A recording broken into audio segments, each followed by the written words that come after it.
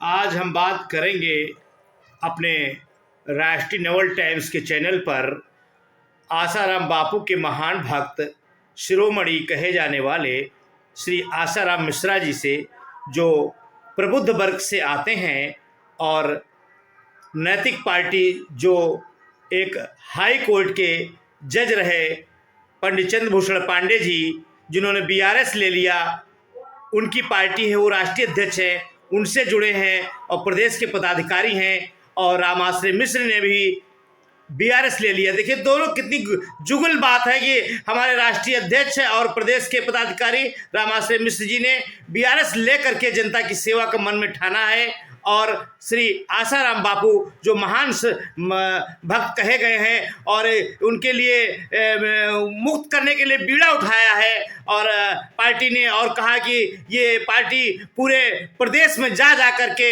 एक बिगुल बजाएगी और ऐसे अहिंसावादी बापू को फिर से पुनः छुड़ाएगी, उनका उद्धार कराएगी और जनता को बताएगी कि उनके ऊपर ये यहाँ तक कि शासन प्रशासन ने भी उनको निर्दोष साबित किया है और फिर भी उनको अभी तक मुक्ति नहीं मिल पाई है। और नैतिक पार्टी के माध्यम से श्री रामाश्रय मिश्र जी बताएंगे कि बापू के में क्या क्या गुण हैं और किस तरीके से उनको वो करेंगे। ये हुंकार वो पूरे प्रदेश में फैलाएंगे, उसका बिगुल बचाने के लिए तैयार हैं। हम बात करेंगे ऐसे रामाश्रय मिश्र जी से जो निष्ठावान माने जाते हैं।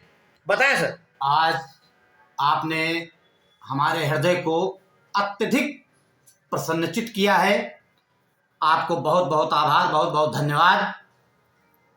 आप कम से कम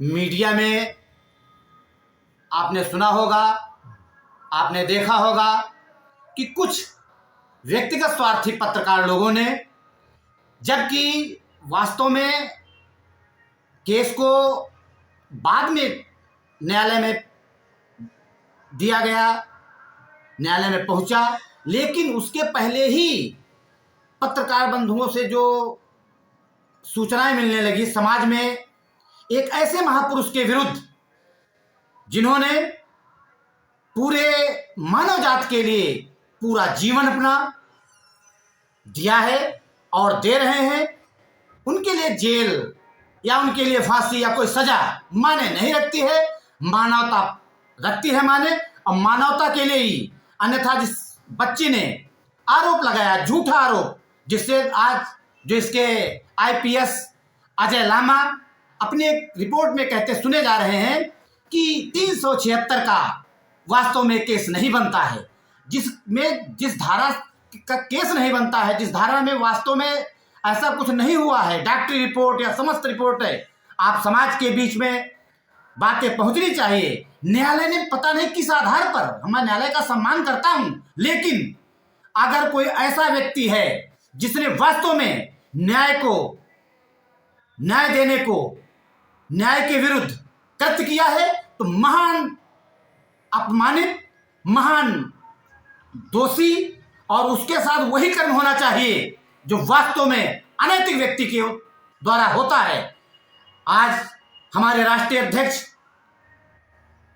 श्री चंद्रभूषण पांडे जी, जिन्होंने नैतिक पार्टी का गठन किया है, और वो भी नैतिक पार्टी का गठन करने का मन उनका इसलिए हुआ क्योंकि देखा समाज में भ्रष्ट, जो भी भ्रष्टाचार, जो भी शिष्टाचारी लोग हैं, जो भी समाज के लिए हित के लिए लोग हैं, वो बेचारे सताए जा रहे हैं। इसलिए उन्होंने अपने नौकरी को, अपनी सेवा को बीच में ही विराम देकर समाज के बीच आए हैं।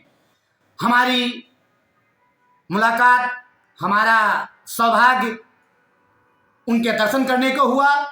हमारे चैनल के त्रिपाठी जी महोदय द्वारा उनसे मुलाकात कराई गई। तो मैंने एक ही बात कहा था, मेरा राजनीति से बस उतना ही मतलब है जितना आवश्यक है। मुझे किसी पद कट की जरूरत नहीं है, लेकिन जो वास्तव में दुष्कर्म करें, जो न्याय को बेचें, चाहे जिस पद पर बैठे उनके आगे मान्य लगाना मेरे लिए अनुचित है।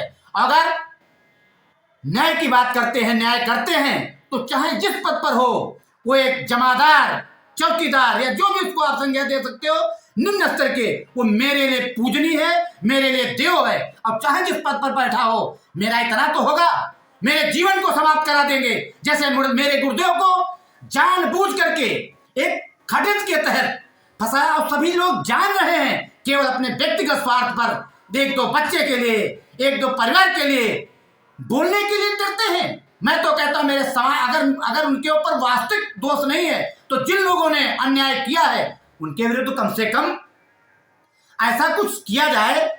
हम नहीं चाहते उनको फांसी दे दी जाए, उनके विरुद्ध कुछ कर दिया जाए, लेकिन कम से कम ये तो किया जाए कि लोग को पता चले। वरना जिस दिन नीति खत्म हो जाएगी, जिस दिन न्याय खत्म हो जाएगा, उस दिन अन्याय और विधर्मी लोग क्या करेंगे, इसका छोटा छोटा उदाहरण हमारे गुरुदेव पर, क्यों गुरुदेव तो महापुरुष हैं, उनके लिए जेल एकांतवास में ऐसे रहते, वहां भी एकांतवास में है। ये आसाराम बापू जी को शिकागो में जिस तरीके से स्वामी विवेकानंद 1819 में गए थे और उनसे सवाल पूछा गया और गंगा जमुना पर तो उन्होंने बड़ा ऐसा जवाब दिया था कि वो देखते लोग रह गए थे। इसी तरीके से हमारे जो आसाराम बापू जी जो हैं काफ़ी भारतवर्ष के काफ़ी महान संत माने गए और ये भी 1919 में उसी जगह पर गए और काफ़ी इनका भारत में सम्मान बढ़ा और काफ़ी सम्मान है इनका।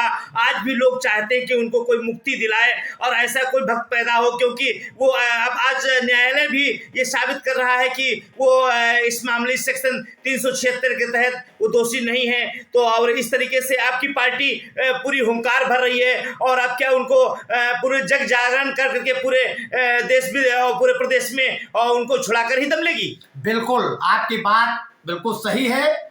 और चूंकि मेरे गुरुदेव हैं और मैंने अपने जीवन में जो कल्पनाएं की थी कि सच के लिए, सत्य के लिए समाज तक जाना हमारे लिए कोई बहुत मायने नहीं रखता है। एक तरफ गुरुदेव की रिहाई हो और दूसरी तरफ मुझे फांसी की सजा दी जाए तो मैं फांसी की सजा लेने को तैयार होऊंगा, लेकिन गुरुदेव की रिहाई हो। समाज का कितना नुकसान हो रहा है, जैसे ये मस्जिद मंदिर या जो भी हैं ये किसके महापुरुषों के आधार पर बने ना, उनके चरित्र के आधार पर बने। लेकिन जब हयात जिसका शरीर मौजूद है, जो वास्तव में समाज को कुछ दे सकते हैं, उस व्यक्ति को एक कारावास में रखना मानव जाति के लिए इतना अन्याय है जिसको कहा नहीं जा सकता है। और हमारे भक्तों को इतनी पीड़ा है कि हम लोग मतलब ये चाहते हैं कि कोई ऐसी बात ना है। हम लोग कानून को पूरा सम्मान देते हैं। भारत देश के अधिकतर जनता भी ये चाहने लगी है कि बापू आसाराम बापू को सरकार छोड़े, क्योंकि अब वो ऐसे नहीं, उन्होंने ऐसा किया, अब साबित भी ऐसा हो गया, तो अब उनको क्यों रोके हुए हैं, उनको तत्काल प्रभाव से उनकी रिहाई। अधिकतर जनता भी अब ये मांग करने लगी है उनको, क्योंकि जनता जान गई है कि बापू जी हमारे अच्छे थे। बिल्कुल, जनता को सब कुछ मालूम है, जनता मजबूर है, क्योंकि यहाँ हमारे हिंदुत्व में एक खास बात है कि ये लोग किसी तरीके से कानून के विरुद्ध, हम कह रहे हैं इतने लोग हैं और किसी अन्य जाति का होता तो क्या हिम्मत थी कोई पकड़ता? गलत केस में जिनके ऊपर जायज मुकदमे हैं उनको भी पकड़ने में संदेह होती है। और एक प्रकरण आपको मुझे याद आया कि यहाँ दिल्ली में था कोई, तो उसके लिए दिल्ली की पुलिस ने लिख के दिया था कोर्ट में, अगर इनको हम अरेस्ट करेंगे तो यहाँ पर समस्या, हमारी कानून व्यवस्था ध्वस्त हो जाएगी। अब आप बताइए, एक जो वास्तव में दोषी व्यक्ति है, दोषी को पकड़ने में शासन तंत्र कहीं कहीं कामयाब नहीं हो पाता है, तो कम से कम निर्दोष संत को, और फिर जिनकी उम्र आज 80 वर्ष के अधिक और जीवन पर्यंत उनके कोई भी ऐसे कार्य नहीं दिखाए जाते हैं जो वास्तव में, अब यहाँ हम पत्रकार बंधुओं को भी निवेदन करेंगे कि कम से कम आप अपने फायदे के लिए करते हो, लेकिन यहाँ से मरने के बाद भी कुछ सोचना चाहिए ना कि कम से कम नहीं रहेंगे, शरीर नहीं रहेगा, लेकिन वो सबकी वही दुर्दशा होगी। जैसे एक पत्रकार बंधु के भी अकाल मृत्यु हो चुकी है, जो एक दूसरे लोग आए हैं, दीपक चौरसिया, बड़ा दिखाते थे, आपने देखा बाबा बाबा बाबा बाबा, आज उनकी बाबा बाबा हो रही है। एक यादव जी, शरद यादव, जो देव कहते थे इनके आश्रमों पर कब्जा कर लिया जाए, आज उनके स्वयं रहने की व्यवस्था नहीं रहेगी है, क्योंकि आश्रम किसी व्यक्ति के नहीं है, आश्रम एक सनातन संस्कृति के हैं। वहां पर लोग जाते हैं और उनको सही समझ, सही सलाह, सही जीवन जीने की एक कला दी जाती है ताकि मानवता के लिए आगे बढ़े और मानवता के काम आए। ऐसे व्यक्ति, ऐसे महापुरुष को जेल में रखना क्या देश के लिए अन्याय नहीं है? और इसमें चाहे जिस पार्टी का, चाहे जो नेता हो, चाहे न्यायालय का हो, लेकिन हम चाहेंगे हमारा एक अनुरोध है कि अगर अपने बच्चों का हित चाहते हो, अपने समाज का हित चाहते हो, अपने देश का हित चाहते हो, तो अपने विवेक को जागृत करो, अन्यथा आने वाला समय आपको कहां ले जाएगा आपको नहीं पता, लेकिन मुझे 100% पता है कि आप विनाश की तरफ जा रहे हो। और हम लोग ईश्वर से प्रार्थना करेंगे अन्यायी लोग या तो सावधान हो, अन्यथा आप अपने कर्मों की सजा भुगतने के लिए तैयार हो जाए। ये मेरा संदेश है, अनुरोध है, निवेदन है। आप देख रहे हैं राष्ट्रीय नवल टाइम्स के चैनल पर रामाश्रय मिश्र जो नैतिक पार्टी के पदाधिकारी हैं वो बता रहे हैं किस तरीके से आसाराम बापू जी को अब छुड़ा के रहेंगे। पूरा प्रदेश, पूरा देश उनके पक्ष में भक्तगणों का जनसैलाब उमड़ पड़ा है और वो सब जब जान चुका है कि हमारे गुरुदेव ऐसे नहीं थे तो उनको तुरंत छोड़ा जाना चाहिए, उसके लिए पूरा बिगुल बजा चुके हैं और कह रहे हैं कि पूरे प्रदेश में, देश में और सबको बताएंगे कि हमारे गुरुदेव को नहीं छोड़ा जा रहा है। इसके लिए वो पूरे जिले जिले पद यात्रा तक करने के तैयार हैं और वो कुछ भी कह रहे हैं, हमको फांसी तक दे दिया जाए, लेकिन न्याय होना चाहिए इस भारत में। न्याय जब सत्य में जयते की सब कुछ व्यवस्था है और वो साबित भी ऐसा हुआ है और फिर भी मतलब अभी तक उनको जेल में क्यों रखा गया है। काफी इतने महान संत हैं जिनको जनता पूछती है, अपने दिल में रखती है, उनके बताए हुए विचारों पर काफी लोग बढ़ रहे हैं, काफी लोग डॉक्टर, इंजीनियर, बड़े बड़े नेता बन चुके हैं। ये भी आप बताएं, बड़े बड़े नेता भी कभी आसाराम बापू जी के पास घुटने टेकने आते थे और वही उन्हीं की मलाई चाटते थे और हाथ जोड़ते थे कि बाबा जी आशीर्वाद दे दीजिए, और आज वही उन लोगों के विरुद्ध है। बिल्कुल सही कहा आपने। अब तो समय है इंटरनेट का। आप देख लिए हमारे माननीय प्रधानमंत्री जी, और उस समय हम वहां पर मौजूद थे जब गुरुदेव का प्रवचन चल रहा था। माननीय प्रधानमंत्री हाथ जोड़े खड़े थे और इनका है कि आप अगर आप चाहेंगे तो मेरे लिए, मानवता के लिए, आप कल्याण के लिए ये सब कुछ आप समाज को दे सकते हैं। माननीय स्वर्गीय अटल बिहारी वाजपेयी जी, श्री शिवराज सिंह चौहान, ऐसा कौन नेता लगभग जो हमारे भारतवर्ष के उच्च पदों पर आसीन हो, नेता, अभिनेता, जज, और सभी को मालूम है कि महापुरुष हमारे पूजनीय गुरुदेव श्री आसाराम जी बापू, अगर वो ये सोच ले कि हमको वहां नहीं है, ये तो देखते हैं कि वास्तव में वो परीक्षा ले रहे हैं न्याय की, अच्छे लोगों की। इसमें अगर कोई अच्छा लोग है तो मेरे लिए खड़ा होगा। क्या समय इतना बदल गया है कि हमारे वेरसाज झूठे हो जाएंगे? जिसने अच्छा किया है उसको अच्छा मिलेगा, यही सोच करके उन्होंने कहीं पर भी किसी शक्ति का प्रदर्शन नहीं किया है। अन्यथा मंत्रों की ताकत, ये जो हमारे शस्त्र हैं, शस्त्रों की ताकत से अधिक है। लेकिन आप देखिए, जिस कन्या ने उनके विरुद्ध एक षड्यंत्र रचा, उसी को आशीर्वाद देते हैं कि बच्चा तेरी मनोकामना पूरी हो। अरे वो तो सर्प और देव में एक रूपता मानते हैं। उनके लिए पेड़ पौधे, जीव जंतु सभी सम्मानीय हैं। ऐसे महापुरुष के लिए अत्याचारी लोग ऐसा कर्म करें, फिर इनकी स्थिति क्या होगी? हमको ये लग रहा है आने वाला समय, अगर लोग अभी नहीं, तो आप देख लीजिए समय क्या हो रहा है विदेशों में जिन्होंने अत्याचार किया है। तो क्या वही अत्याचार, वही अन्याय भारतवर्ष में भी ये लोग लौटाना चाहते हैं कि मानवता लड़े? अन्यथा हमारे विश्व में हमारे गुरुदेव एक समय पूरा डंका बजाएंगे और विश्व मानवता की रक्षा करेंगे, जैसा मुझे लगता है, और इसमें कोई संदेह नहीं है। और जो नैतिक व्यक्ति होगा वही नैतिकता की बात करेगा और वही सांसद और विधायक बनेगा। अन्यथा इन लोगों की कल्पनाएं रह जाए। आज बना लो सरकार झूठे लेके सपनों को दिखा करके, लेकिन सच्चाई की जीत थी, है और सच्ची जीत होगी। ये मेरा अपना अनुभव है।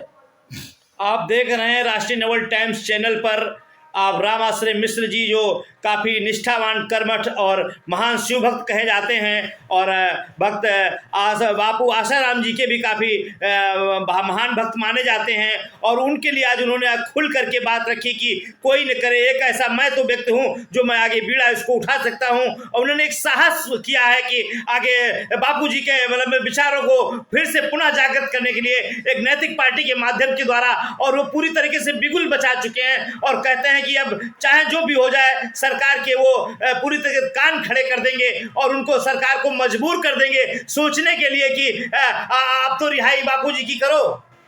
बिल्कुल सही कहा आपने।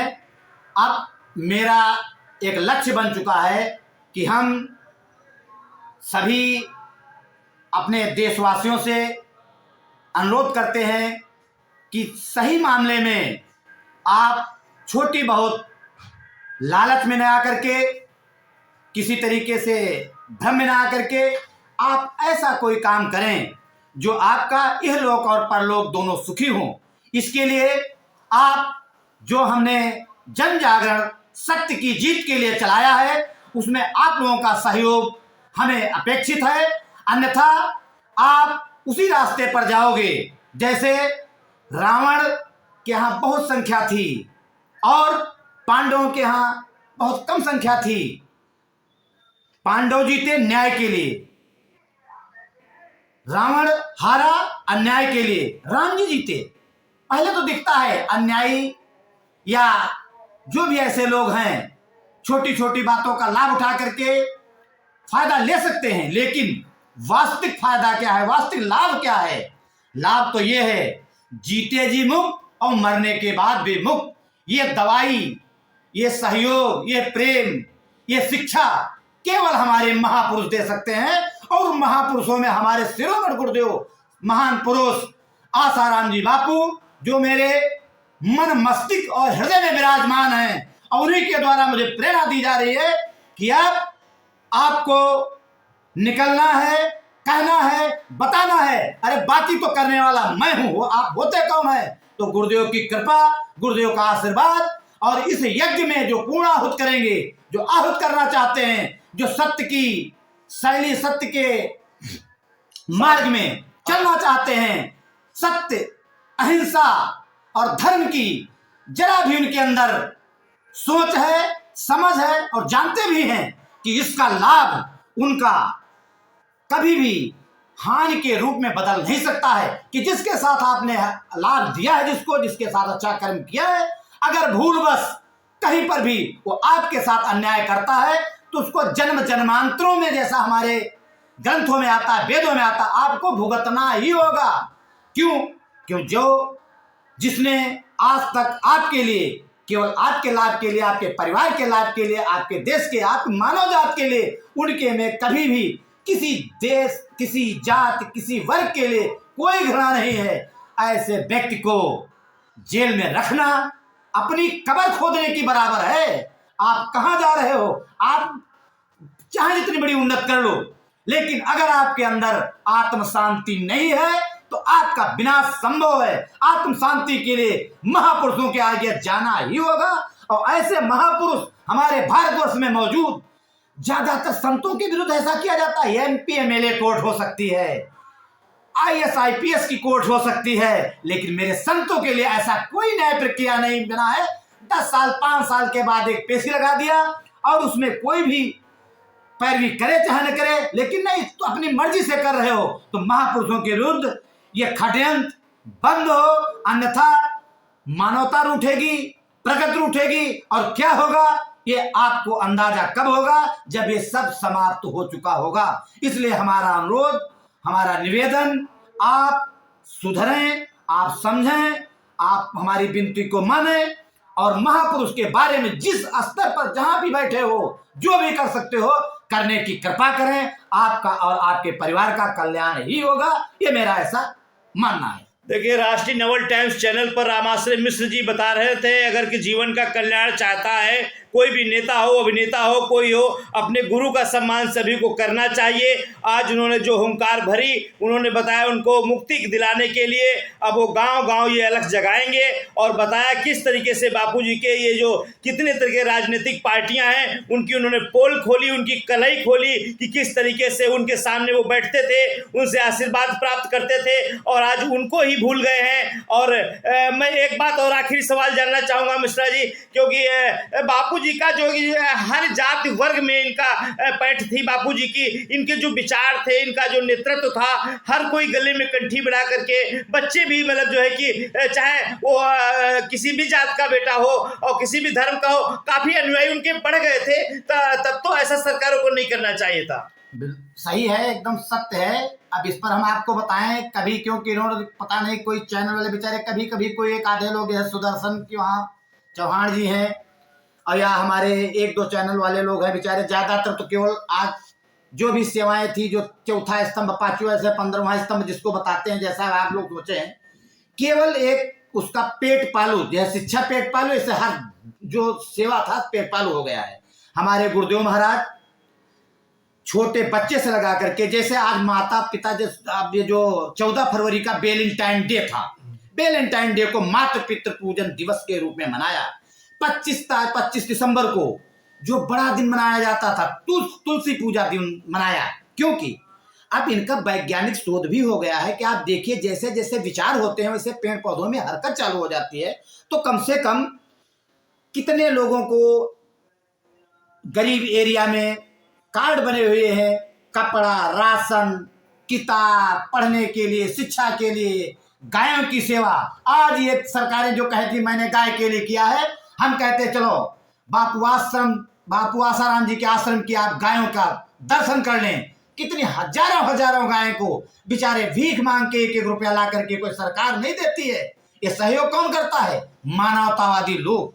तो कम से कम ऐसे महापुरुष के लिए जो आपकी गाय की रक्षा कर रहा है, गरीब की रक्षा कर रहा है, आपके नैतिकता की रक्षा कर रहा है, उसके बारे में कोई आपके अंदर विचार ही नहीं आते हैं। और आप आसमान पर जाना चाहते हो, जमीन पर कुछ देखना ही नहीं चाहते हो। कभी क्या किसी चैनल वाले में जाकर के दिखाए, जाकर के जब जैसे कहे दीपक चौरसिया, जो आज इनका जो चल रहा थोड़ा बहुत प्रकरण है, समय आने दो, आप देखेंगे कि जो भारतवर्ष में विश्व प्रताड़ित होगा, भारतवर्ष के लोग जो नैतिकतावादी हैं, जो वास्तव में सहयोगवादी हैं, उनका बाल बांका नहीं होगा, उनके लिए प्रकट। जैसे हमारा हिंदू धर्म में अब होली आ रही है, होली में क्या हुआ? होलिका को था वरदान मिला हुआ था, जो इन लोगों को ये पदों का वरदान मिला हुआ है ना, कि आप प्रधानमंत्री हो, मुख्यमंत्री हो। अरे वरदान मिला, होलिका को वरदान मिला था, कंस को वरदान मिला था, रावण को वरदान मिला था।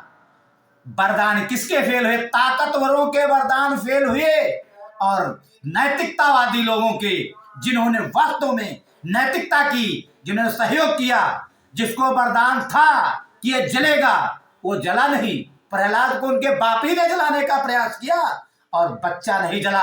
तो आज हमारे बाप जलाना चाह रहे हैं, हमारे बैठे अच्छे अच्छे पदों पर लोग जलाना चाह रहे हैं, लेकिन हम अभी याद दिलाना चाह रहे हैं कि आज तो हमको लग रहा है कि हमारे साथ 2 लोग हैं, 10 लोग हैं।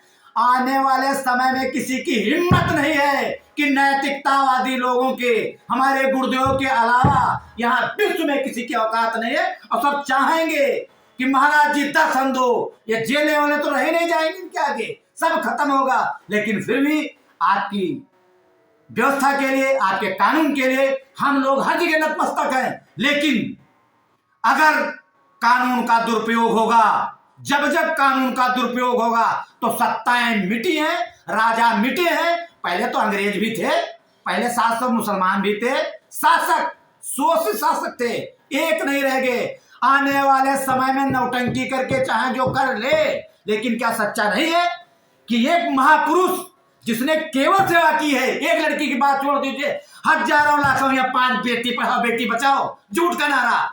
बेटियां देखो चले आश्रम में कितनी पढ़ रही, कितनी क्या कर रहे हैं। क्या आज लाखों करोड़ों 10-10, 5-5 करोड़ लोग रोक नहीं सकते? वहां सुई बुन नहीं होगी जहां पर महापुरुष आ जाए, हमारे गुरुदेव महाराज आ जाए। उनके साथ इतना बड़ा अन्याय करना आने वाले समय के लिए तब पछताओगे कि क्या बताएं ये गलती हुई, क्यों गलती के वाला आपके पास कुछ बचेगा नहीं।